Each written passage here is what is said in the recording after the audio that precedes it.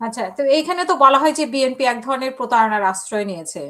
গণভোটের কথা বলে এক ধরনের প্রতারণার আশ্রয় নিয়েছে জুলাই সনদ কার্যকর করবে বলে। তো এটা আপনি কিভাবে দেখেন? আপনি বিএনপিকে প্রতারক বলতে রাজি কিনা? যেটা বিরোধী দল থেকে আসে। আরেকটা কথা আপনার কাছে আরেকটা প্রশ্ন এটারই যে আগে আমরা উত্তর দিই। এখনো শুনি যে বিরোধী দল থেকে বিশেষ করে এনসিপি থেকে কথায় কথায় রাস্তায় নামবে। রাস্তায় নামার মতো কোনো ইস্যু আপনি এখন দেখছেন কিনা? এবং আসলে রাস্তায় নামে আরেকটা গণ অভ্যুত্থানের মতো সক্ষমতা তাদের আছে কিনা? প্রথম হচ্ছে আমি বিএনপি করি না, কাজে বিএনপি রাজনৈতিক বক্তব্য বিএনপি বলতে পারবে। বিরোধী দলরা বলেছে, আমিও পত্রিকায় দেখেছি, এটিও একটি গণতান্ত্রিক প্র্যাকটিস। শালীনতার মধ্যে একে অপরের সমালোচনা করবে। আর বিএনপি তো প্রথম দিনই তারা সংসদের অধিবেশনই সংবিধান সংস্কার কমিশনের সংবিধান সংস্কার পরিষদের ওত নেয়নি। তারা বলেছে সংবিধানে যেটা নাই সেটা আমরা করব না।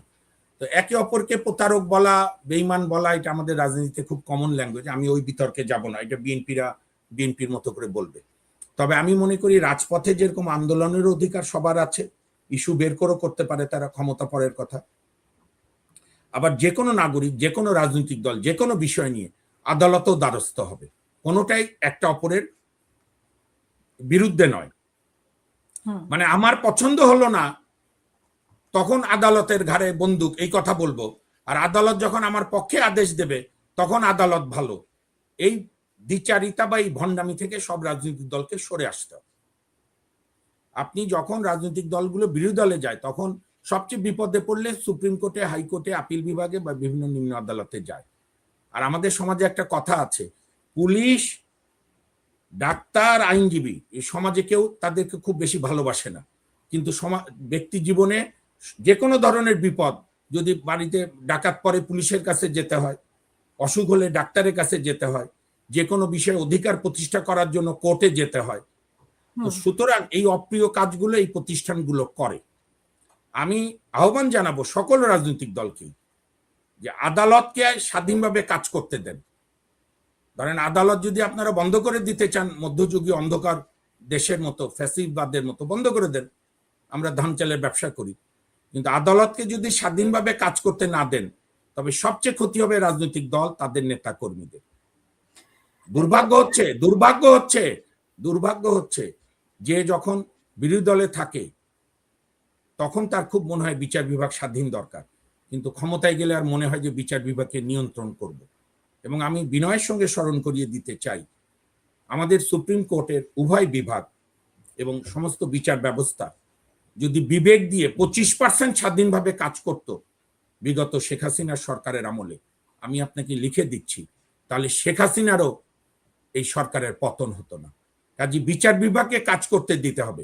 আপনি আমাদের চিফ জাস্টিস, অত্যন্ত নামকরা সাবেক চিফ জাস্টিস, সফল তত্ত্বাবধায়ক সরকার প্রধান ছিলেন 96 সালে। চিফ জাস্টিস হাবিবুর রহমান শেলী সাহেব বলেছিলেন, রায়ের সমালোচনা করার অধিকার জনগণের বাক স্বাধীনতার অংশ। অর্থাৎ রায় নিয়ে আপনি সমালোচনা করেন, এই রায় আমার পছন্দ না, ঠিক আছে, বা এই আদেশ পছন্দ না, তার জন্য আপনি প্রতিবাদও করতে পারেন। কিন্তু তার মানে আপনি আদালতে কেউ মামলা করতে পারবে না, আদালত কেন এই বিষয়ে ঢুকবে, এগুলো হচ্ছে ফ্যাসিবাদের আপনার পদধ্বনি আমি শুনি। এখান থেকে রাজনৈতিক দলগুলোকে নিবৃত্তি নিতে হবে, কারণ আদালতকে স্বাধীনভাবে কাজ করতে দিতে হবে।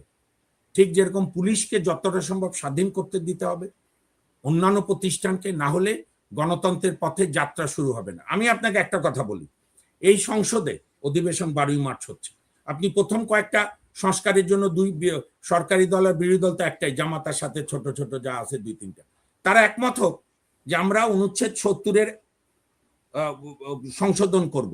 আইন, বাজেট এবং নো কনফিডেন্স ছাড়া এমপিরা স্বাধীনভাবে মতামত দেবে, দলীয় দাসত্ব করবে না। এমপিদেরকে সকল উন্নয়নমূলক কর্মকাণ্ড থেকে সরিয়ে আনা হবে, কোনো কাবিখা, খাবিখা, চাবিখা এগুলো হবে না। তারপরে কোনো স্কুল, কলেজ, মাদ্রাসার গভর্নিং বডি কেউ থাকবে না যেখান দিয়ে দুর্নীতি, কাঁচা টাকা হয়। এই অ্যামেন্ডমেন্টগুলো করেন। তারপরে সংসদীয় কমিটিগুলোতে বিরোধী দলকে দিয়ে সভাপতিত্ব করান এবং প্রতিনিয়ত সরকারকে চাপের মধ্যে রাখেন, সরকারকে চ্যালেঞ্জের মধ্যে রাখেন। হ্যাঁ, সেজন্য তো তারা শ্যাডো মিনিস্টার করছে, ছায়া মন্ত্রিসভা করছে। Very good. এবং সেটা করে তারা প্রত্যেক মন্ত্রণালয় কর্মকাণ্ডকে পুঙ্খানুপুঙ্খানু বিশ্লেষণ করুক এবং সংসদকে বাইপাস করে এই সরকার যদি কোনো কর্মকাণ্ড করে সেইটার প্রতিবাদ করুক। আমি বলে দিই একটা কথা, আপনার দেং এর কথাই বারবার বলতে হয়, চীনের সংস্কারবাদী নেতা দেং জিয়াওপিং, অর্থাৎ চীনের সমাজতন্ত্র বিপ্লব হওয়ার পরে 60-এর দশকে একটা কালচারাল রেভলিউশন হয়েছিল, যেটার নেতৃত্ব দিয়েছিলেন দেং জিয়াওপিং। উনি বলেছিলেন বেড়ালটা ইঁদুর মারে কিনা সেটা দেখার বিষয়, বেড়ালটা সাদা না কালো এটা বিষয় না। অর্থাৎ আপনার সংস্কার হলো কিনা, রাষ্ট্রের কতগুলো মৌলিক সংস্কার দরকার, সেই সংস্কারগুলো হলো কিনা। প্রথম সংস্কার দরকার, প্রত্যেক রাজনৈতিক দল তাদের নেতাকে প্রশ্ন করার অভ্যাস রাখতে হবে, এটা তো জুলাই সনদে নাই। তারপরে দুর্নীতি বন্ধ করার জন্য দুর্নীতি প্রতিরোধকে সর্বোচ্চ প্রায়োরিটি দিতে হবে, সেগুলো করেন। পার্লামেন্টের দুর্নীতি দমন কমিশনকে আরো স্বাধীনতা দেন, তাদের আলাদা আইনজীবী থাকবে, প্রয়োজনে তাদের আলাদা ফোর্সও আছে অ্যারেস্ট করার, আরো ফোর্স বাড়ান। কমিশনের জুলাই সনদটা ছুঁড়ে ফেলে দেওয়ার মতো না, তাই না? জুলাই সনদে রিট হয়েছে, সেটা আদালত মীমাংসা করবে। না, কে ছুঁড়ে ফেলে দিচ্ছে? কেউ তো ছুঁড়ে ফেলছে। সংবিধান যেরকম ছুঁড়ে ফেলার মতো না, জুলাই সনদ না, কেউ ছুঁড়ে ফেলে দিচ্ছে না। জুলাই সনদ নিয়ে আমার জানা মতে কোনো দল বলেনি ছুঁড়ে ফেলে দেব, বরং আমাদের পবিত্র সংবিধানকে অনেক দল বলছে ছুঁড়ে ফেলে দেবো আমরা ক্ষমতায় গেলে।